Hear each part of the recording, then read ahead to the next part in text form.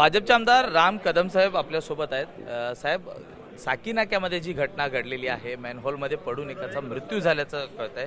या घटनेकडे आपण किती गांभीर्याने बघता? खरं तर अशा घटना होता कामा नयेत। ज्या मुंबई महानगरपालिकेवरती आपल्याला सत्ता हवी होती, ती सत्ता मिळाल्यानंतर अशा घटना घडताना पाहायला मिळतात। पहिल्याच पावसात मुंबईची तुंबई झालेली आहे। दोन घटना गंभीर घडलेल्या आहेत लागोपाठ। घडलेली घटना अत्यंत दुर्दैवी आहे। आपण एक निष्पाप जीव आपण गमावला आहे। आता पावसाला नुकतीच सुरुवात झाली, अजून पावसाला बरेच दिवस आहेत, 4 महिने काढायचे आपल्याला। पण दरवर्षी कुठे ना कुठे अशा प्रकारच्या घटना घडताना आपल्याला कानावर येतं। मुळात तिथे जे अधिकारी आहेत, कुठल्या अधिकाऱ्याचा निष्काळजीपणा होता, हलगर्जीपणा होता, ते तपासून पाहू, त्याच्यावर कारवाई तर होईलच होईल।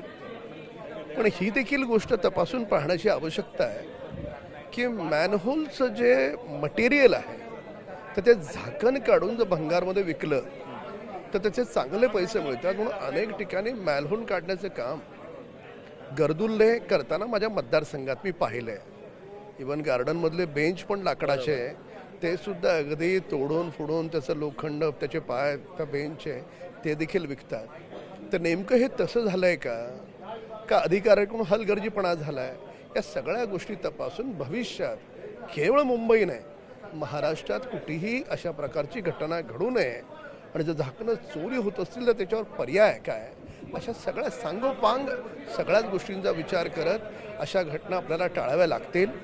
राहिला प्रश्न, मुंबई महानगरपालिकेत आमची सत्ता आहे, हो आहे, जबाबदारी टाळण्याचा प्रश्नच येत नाही। घडलेली घटना सरकार म्हणून आम्ही अतिशय गांभीर्याने घेतले आणि सगळ्या प्रशासनाला बोलवून कडक शब्दात अशा प्रकारची घटना भविष्यात घडताच कामा नये आणि त्याच्यासाठी जी जी दक्षता घ्यायची असेल ती त्यांना घ्यावी लागेल।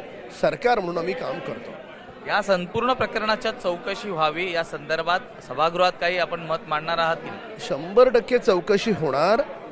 चौकशी होत असताना याच्यावर कारवाई देखील होणार। कोणालाही पाठीशी घालण्याचं कारण नाही।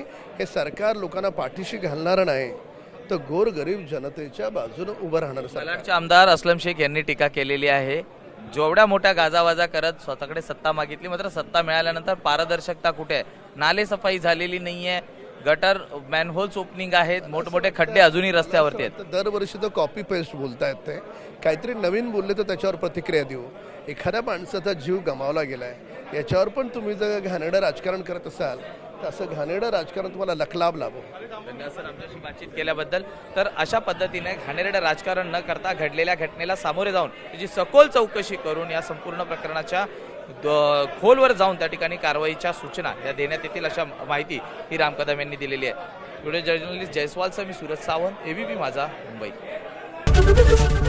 एबीपी माझा, उघडा डोळे बघा नीट।